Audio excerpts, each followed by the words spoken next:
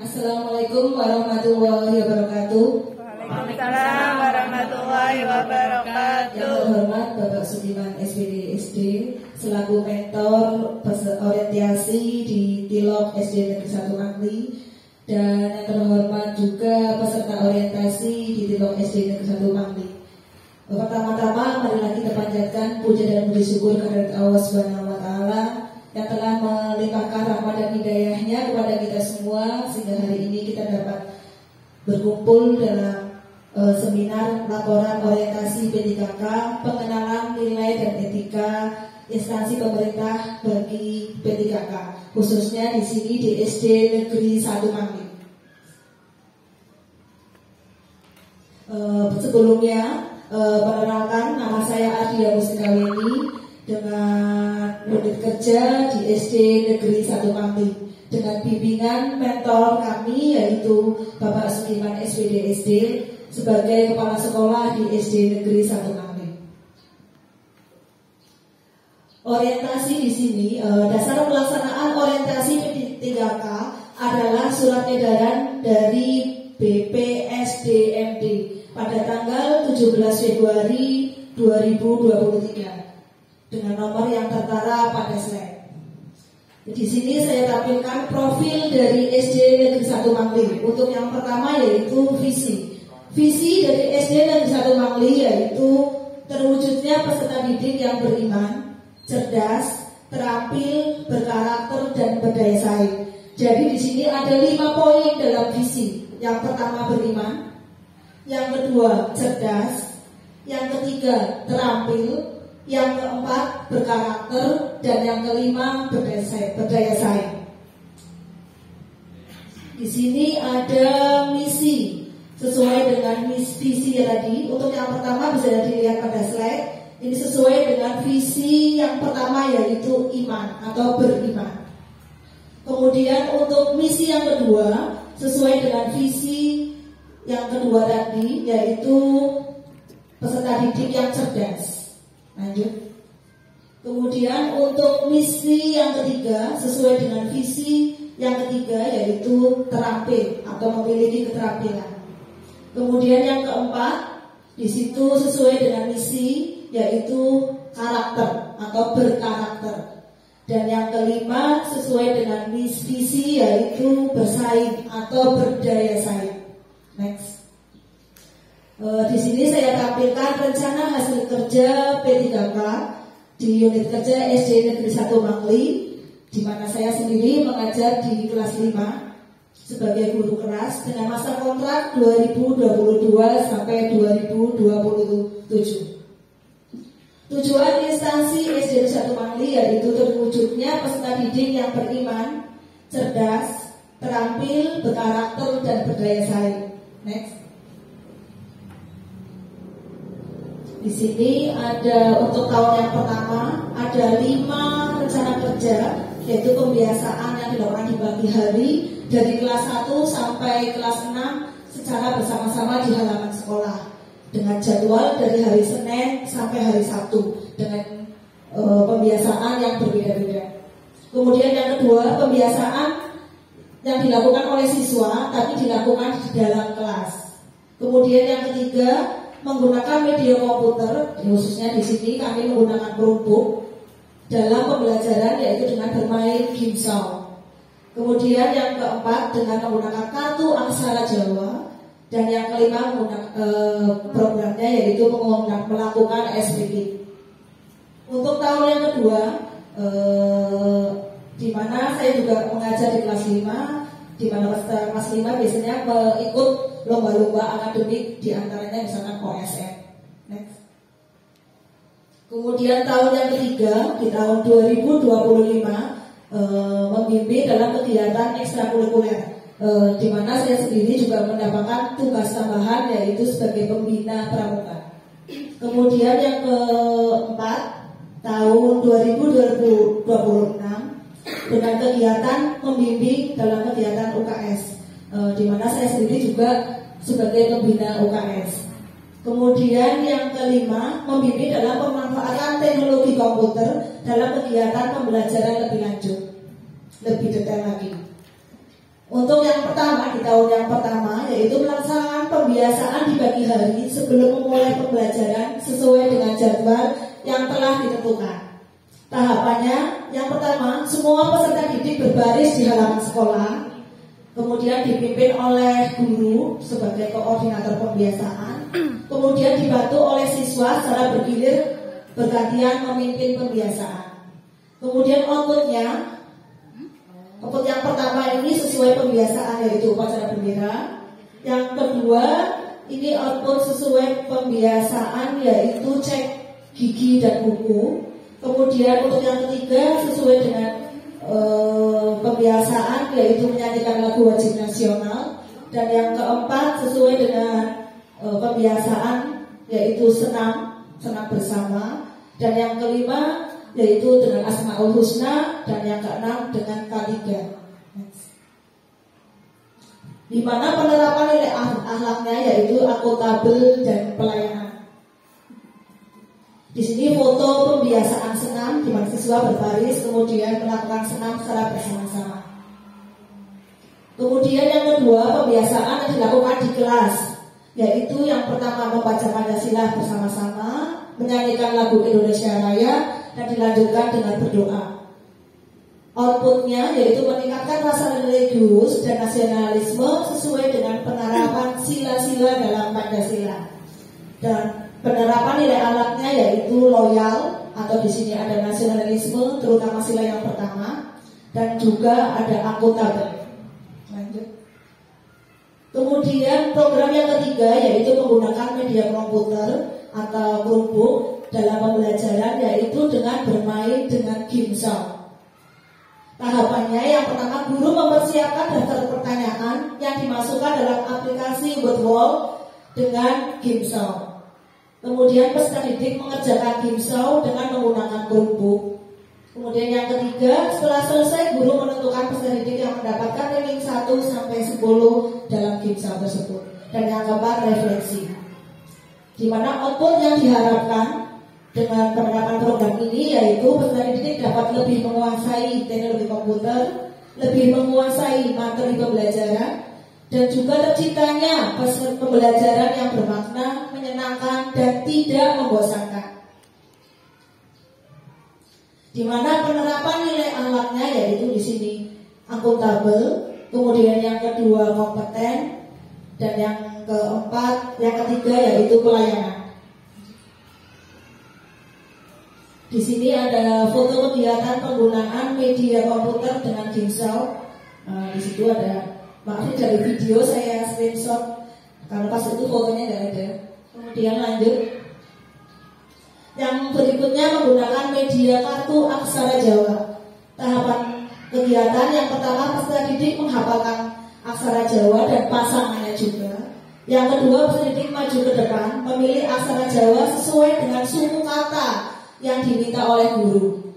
Kemudian yang ketiga, beberapa peserta didik mempresentasikan dengan menunjukkan dan menyebutkan aksara Jawa yang diambil, dan setelah selesai membacakan hasil akhir kata yang dibawa oleh beberapa siswa. Dan yang keempat yaitu refleksi. Untuk output yang diharapkan yaitu peserta didik mengetahui aksara Jawa dan pasangannya dan mampu mengaplikasikan dalam kata yang diminta oleh guru. Yang kedua, melatih peserta didik lebih percaya diri dalam mempresentasikan aksara Jawa. Di mana penerapan nilai-nilai berakhlak yaitu yang pertama pelayanan, yang kedua akuntabel. Di sini ada foto kegiatan menggunakan aksara Jawa. Di sini ada yang siswa yang berdiri, ada yang duduk. Kenapa ada yang duduk? Karena siswa yang duduk itu dia memegang pasangan dari aksara Jawa. Lanjut. Yang kelima yaitu melakukan ice breaking. Dengan tahapan kegiatan, semua peserta didik berdiri, kemudian menyanyikan lagu dan menggerakkan badan sesuai dengan lirik lagu. Dengan output mengembalikan konsentrasi dan semangat belajar setelah melakukan ice breaking, biar siswa tidak bisa kembali ke konsentrasi lagi, tidak bosan. Penerapan nilai akhlaknya yaitu ada pelayanan dan akuntabel. Ini ada foto ice breaking-nya, siswa berbaris kemudian menyanyikan dan menggerakkan badan. Di tahun yang kedua 2024 saya memiliki program membimbing peserta didik dalam kegiatan lomba akademik misalkan OSN. Berikutnya di tahun 2025 yaitu membimbing dalam kegiatan ekstrakurikuler yaitu khususnya pada kegiatan pramuka. Berikutnya untuk tahun 2026 di tahun yang keempat membimbing dalam kegiatan UKS. Dan yang terakhir di tahun 2027 tahun yang kelima membimbing dalam pemanfaatan teknologi komputer atau informatika dalam kegiatan pembelajaran lebih lanjut. Cukup sekian yang dapat saya sampaikan. Saya kembalikan ke mentor. Terima kasih pada Bu Ardia. Tadi sudah disampaikan laporan rencana kerja di SD 01 Mandi yang ada pembiasaan, kemudian pembelajaran. Ini ada dua yang membuat saya